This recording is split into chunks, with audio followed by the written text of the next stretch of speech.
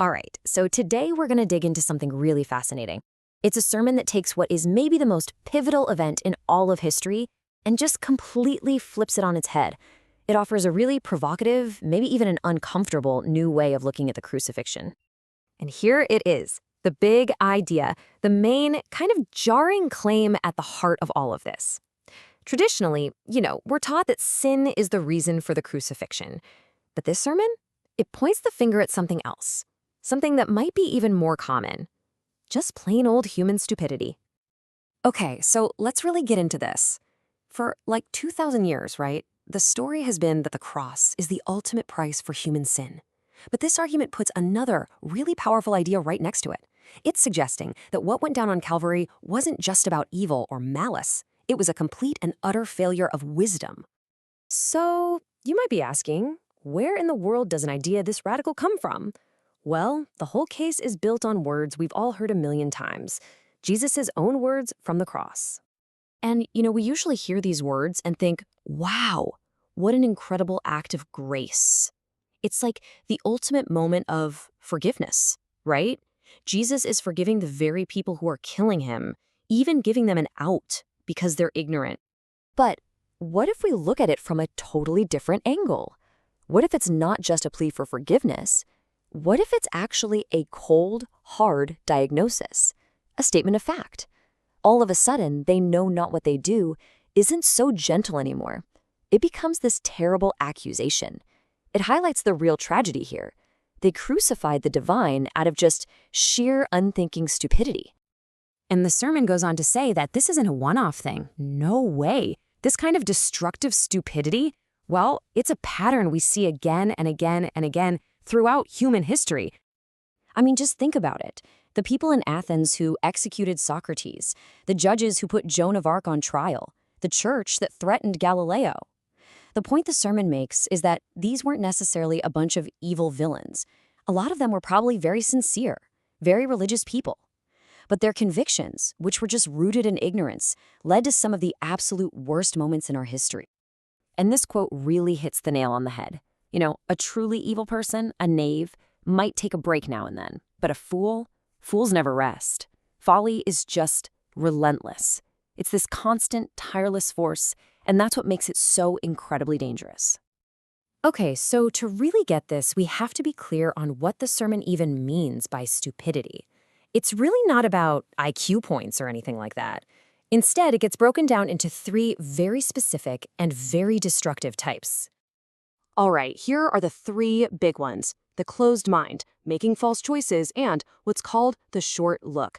Let's break each of these down. So first you've got the closed mind. And this is where things get really interesting, because it's where good intentions can turn toxic. The sermon uses the Pharisees as the classic example. I mean, these guys were the super moral, super devout people of their time, but it was that very goodness, combined with a totally closed-off way of thinking, that made them so incredibly dangerous. That is such a wild concept to wrap your head around, isn't it? It wasn't badness that nailed Jesus to the cross. It was goodness, just driven by small, closed minds. The sermon basically argues that a well-meaning person who just isn't thinking clearly can cause as much damage as a truly bad person. Like a parent who loves their kids but refuses to learn or adapt. They can end up doing just as much harm as a parent who's actually cruel.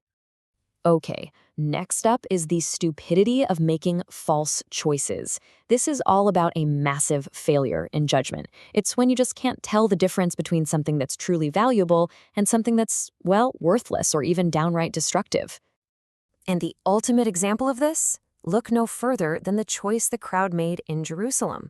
I mean, they had a crystal clear choice.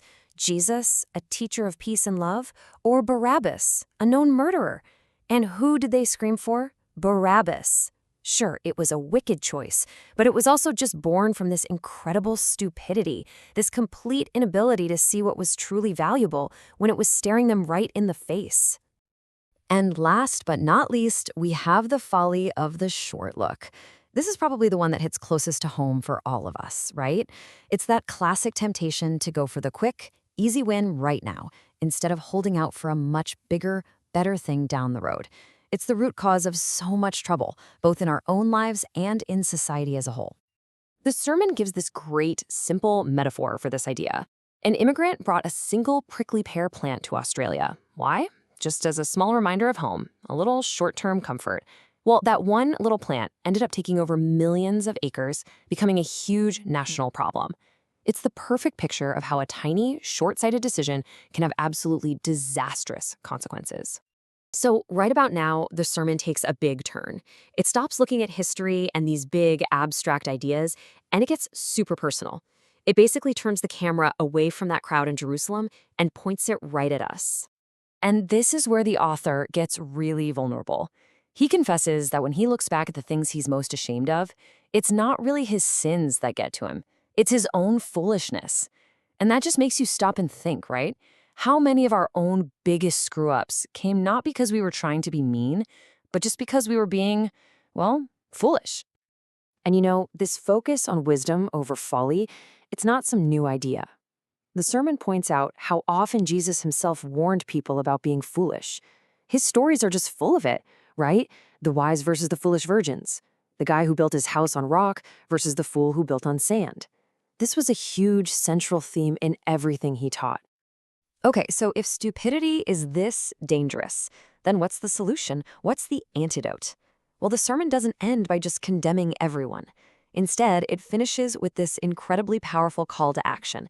It argues that we actually have a moral obligation to be intelligent. The idea here is that just having a good heart isn't enough. It's not the whole picture. True faith demands active wisdom. When Jesus said to be wise as serpents and harmless as doves, he meant you need both, because good intentions without clear thinking, well, that's just not enough. It can actually be really, really dangerous. And then the sermon wraps up with this one incredible story. As Abraham Lincoln's body was being carried through the streets, a black woman lifted her little boy up so he could see over the crowd, and she said to him, "Take a long look, honey. He died for you." And really, that mother's advice is the sermon's final message for every single one of us. We're being asked to take a long, hard look at the cross, but not just as a symbol of sacrifice or sin. We're supposed to see it as this devastating monument to what human stupidity can do. It's the ultimate warning.